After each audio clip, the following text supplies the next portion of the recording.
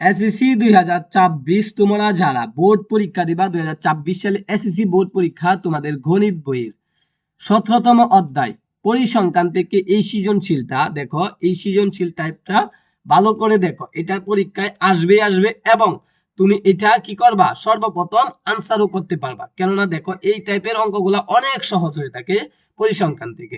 চলো আমরা আজকের ভিডিওতে এই সৃজনশীলটা ভালো করে শিখি। তো 1 নাম্বার, দশম শ্রেণীর 60 জন শিক্ষার্থীর প্রথম সাময়িক পরীক্ষার গণিত বিষয়ের প্রাপ্ত নম্বর গণসংখ্যা নিবেশন সারণী নিচে দেওয়া হলো। এটা গণসংখ্যার সারণীর নিচে দেওয়া হয়েছে 60 জন শিক্ষার্থীর। তো প্রাপ্ত নম্বর এখানে দেওয়া হয়েছে, এরপরে দেওয়া হয়েছে গণসংখ্যা দেওয়া হয়েছে, একবারে সুন্দর করে ডাকটা আমরা বুঝলাম, ঠিক আছে। এখন চাইছে কি, তোমাকে প্রথমেই কি চাইছে, প্রচুরক শ্রেণীর মধ্যবিন্দু নির্ণয় করতে চাইছে। তো আমাদেরকে বুঝতে হবে প্রথমে কি বাইর করতে হবে, প্রদত্ত উপাত্ত হতে প্রচুরক শ্রেণী, মানে প্রথমেই আমাদেরকে প্রচুরক শ্রেণীটা বাইর করতে হবে ভাই। এরপরে দেখো ভাইয়া কি করতে হবে, মধ্যবিন্দু নির্ণয় করতে হবে। তো চলো আমরা সমাধান করা শিখি।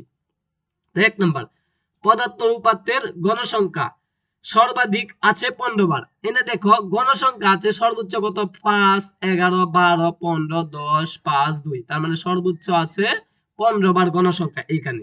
তো এটা কোন শ্রেণীতে, 61 থেকে 70 শ্রেণীতে। এটা কোন শ্রেণীতে, 61 থেকে 70 শ্রেণীতে অবস্থিত। তো দেখো পরে, সুতরাং 61 থেকে 70 শ্রেণী প্রচুরক শ্রেণী। এখন আমি বুঝলাম কি করে, সবচেয়ে বেশি বার আছে 15। তো 15 যে শ্রেণীতে আছে এই শ্রেণীটাই হলো কি শ্রেণী, এই শ্রেণীটাই হলো প্রচুরক শ্রেণী। এরপরে দেখো ভাইয়া কি করতে হবে তোমাকে, প্রচুরক শ্রেণীর মধ্যবিন্দু। এখন আমাকে বাইর করতে বলছে প্রশ্নের মধ্যে যে মধ্যবিন্দু নির্ণয় করতে, এই প্রচুরক শ্রেণীর মধ্যবিন্দু নির্ণয় করতে বলছে। তো প্রচুরক শ্রেণীর মধ্যবিন্দু নির্ণয় করতে হলে আমাকে কি করতে হবে ভাইয়া, দেখো 61 থেকে 70 এই দুইটা যোগ করতে হবে। এখানে 70, 61 যোগ, এখানে যোগ চিহ্ন দিবা, 61 যোগ 70 লিখবা ক্যালকুলেটরে, লিখে 2 দিয়ে ভাগ করবা, যেটা আসে এটাই হলো প্রচুরক শ্রেণীর মধ্যবিন্দু। তো তুমি কিভাবে মধ্যবিন্দু নির্ণয় করবা আশা করি বুঝতে পারছো। এরপরে দেখো 2 নাম্বারটা কি চাইছে, সারণী হতে সংক্ষিপ্ত পদ্ধতিতে গড় নির্ণয়। এই যে সারণীটা দেখতেছো, এই সারণী হতে সংক্ষিপ্ত পদ্ধতিতে গড় নির্ণয় করা শিখতে হবে ভাইয়া। তো তুমি একটা জিনিস মনে রাখবা, সংক্ষিপ্ত পদ্ধতিতে গড় যখন নির্ণয় করতে বলবে তখন তুমি বুঝে 5টা, মানে আঙ্গুল কয়টা আছে, হাতের আঙ্গুল 5টা আছে, 5টা গড় বানাইতে হবে। তো দেখো 1টা 2টা 3টা 4টা 5টা গড় বানাইতে হবে।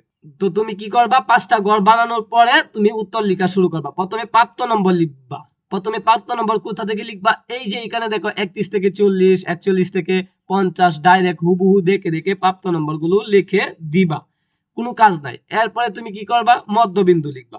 তো শ্রেণীর মধ্যবিন্দু, মধ্যবিন্দু কিভাবে নির্ণয় করতে হয়, 31 ক্যালকুলেটরে লিখবা, তারপরে যোগ চিহ্ন দিয়া 40 লিখবা, দুইটারে 2 দিয়ে ভাগ করলে আসে 35.5।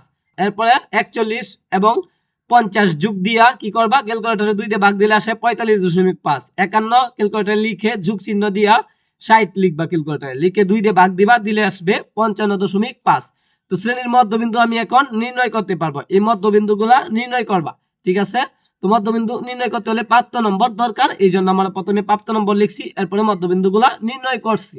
এরপরে দেখো তোমাকে কি করতে হবে, অবশ্যই গণসংখ্যা লিখতে হবে। গণসংখ্যা কোথা থেকে লিখতে হবে, জাস্ট গণসংখ্যা 5, 11, তারপরে 12, 15, 10, হ্যাঁ 5, 2, এই যে দেখো 5, 11 করে সুন্দর করে লিখে দিছে, কোনো কাজ নাই, জাস্ট দেখে দেখে লিখবা, কপি করবা, ঠিক আছে। এরপরে ধাপ বিচ্যুতি। ভাইয়া ধাপ বিচ্যুতি কি, ধাপ বিচ্যুতি তুমি কিভাবে লিখবা। তো ধাপ বিচ্যুতি বের করার জন্য তোমাকে কি করতে হবে ভাইয়া, এই যে দেখো গণসংখ্যার মাঝে যেটা আছে, মাঝখানের এটা বড়টা নিবা, এই নেওয়ার সোজাসুজি কি করবা, তুমি 0 দিয়ে দিবা, কোনো কথা নাই, জাস্ট 0 দিবা। 0 দেওয়ার পরে নিচে 1 2 3, উপরে যাইবা 1 2 3, যতগুলা ঘর থাকে একবারে, বুঝতে পারছো। তো এইভাবে তুমি লিখবা। তো উপরের গুলাতে তুমি মাইনাস দিবা, -1, -2, -3, আরো যদি থাকতো -4, -5 পর্যন্ত যাইতো। এরপরে নিচের গুলা প্লাসের থাকবে, প্লাসের থাকলে প্লাস চিহ্ন দিতে হয় না। তো 0 নিচের গুলা প্লাস, উপরের গুলা মাইনাস। এরপরে দেখো গণসংখ্যা ধাপ বিচ্যুতি।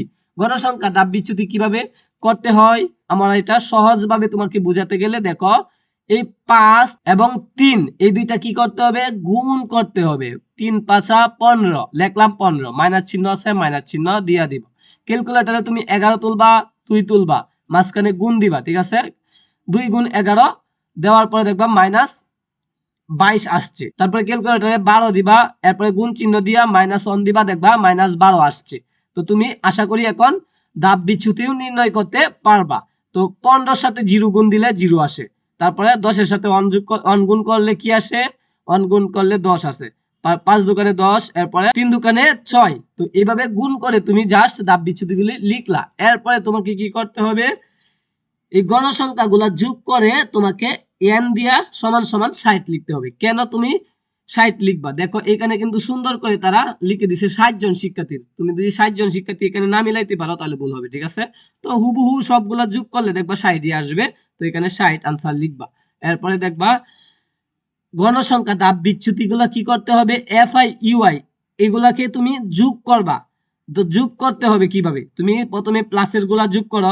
দেখো 10 10 তারপরে 6 কত আসে? 26 আসে। 26 আসছে। ক্যালকুলেটরে তুমি যোগ করবা তিনটা, কত আসবে? 26। এরপরে কি করবে? এই তিনটা যোগ করবা, 15 22, এরপরে 12 আসে কত? তো যোগ করার পরে দেখো আসে কত? -49।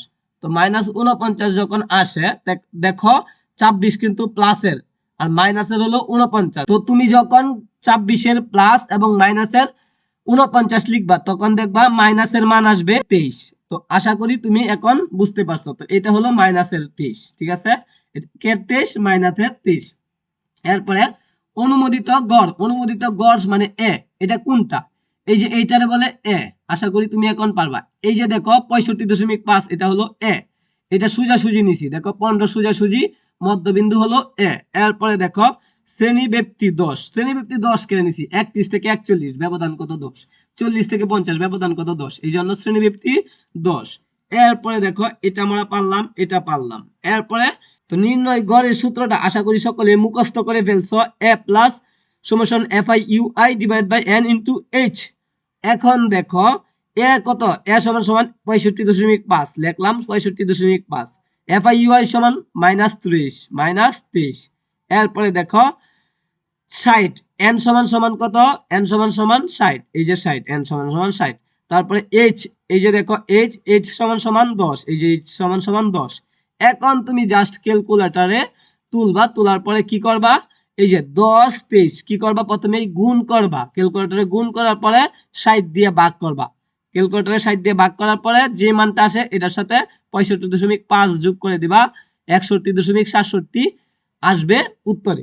তো তুমি বুঝতে পারছো। প্রথমে কি করবা? গুণ করবা এই দুইটা, তারপরে ভাগ করবা যে মানটা আসে এটার সাথে, এরপরে যে মানটা আসে এটার সাথে এটা যোগ করে দিবা। আশা করি তুমি উত্তর পাওয়া যাবে। নির্ণয় গড় আমরা এখন পারলাম। তো পরবর্তীতে কোয়েশ্চনটা কি চাইছে সৃজনশীলের, তুমি কিন্তু এটা আনসার দিতে পারলে 10টা মার্ক। সারণী হতে প্রাপ্ত নম্বরের মধ্যক নির্ণয় করো, মধ্যক নির্ণয় করো। আচ্ছা, মধ্যক নির্ণয় করতে কয়টা ঘর লাগে ভাইয়া? 3টা ঘর লাগে। প্রাপ্ত নম্বর, গণসংখ্যা, ক্রমযোজিত সংখ্যা, এই 3টা এত সহজ তুমি বলার বাইরে। প্রাপ্ত নম্বর কোথা থেকে আসছে? ডাইরেক্ট হুবহু ডাক থেকে নিয়ে আসছি, ঠিক আছে? নিয়ে আসার পরে এই গণসংখ্যা হুবহু এখান থেকে নিয়ে আসছি। আসার পরে দেখো ক্রমযোজিত গণসংখ্যা কই থেকে আনলাম, এটা তোমার প্রশ্ন। আচ্ছা, ক্রমযোজিত সংখ্যা গণসংখ্যা এটার মতো সহজ আছে দুনিয়াতে? তুমি ডাইরেক্ট এখানে 5 5 লিখে দিবা, এরপরে 5-এর সাথে 11 যোগ করবা, আসছে 16। 16 যখন আইসা পড়ছে 16-র সাথে 12 যোগ করবা, আসবে 28। 28-এর সাথে 15 যোগ করবা, 43। 43-এর সাথে 10 যোগ করবা, 53। 53-এর সাথে 5 যোগ করবা, 58। এরপর 58-এর সাথে 2 যোগ করবা, 60। তো লাস্ট পর্যন্ত 60 পর্যন্তই আসবে, যেহেতু আমাদের 60 জন শিক্ষার্থীর বলা হয়েছিল, ঠিক আছে? তো ক্রমযোজিত সংখ্যা 60 পর্যন্ত যাওয়ার পরে তুমি কি করবা? যেহেতু আমাদেরকে চাইছে মধ্যক নির্ণয় করার জন্য, মধ্যকের সূত্রটা তুমি লিখবা। তো n সমান সমান কত? n সমান সমান 60 আমরা আগেও দেখছি। এরপরে দেখো n/2, n/2 সমান সমান 60 এর অর্ধেক কত? 30। এরপরে দেখো মধ্যক নির্ণয়ের সূত্রটা লিখবা, লিখে দেখো।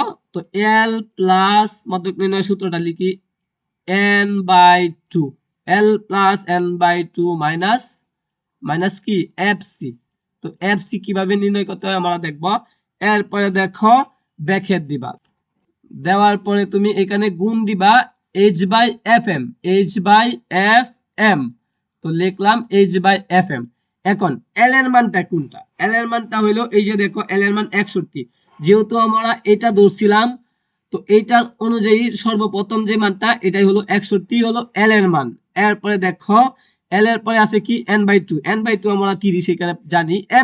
এফসি সমান সমান কোনটা, এটা যেহেতু ধরছি এটা সোজা যাইবা, আগের ঘরটাই হলো এফসি, তো এটা হলো এফসি।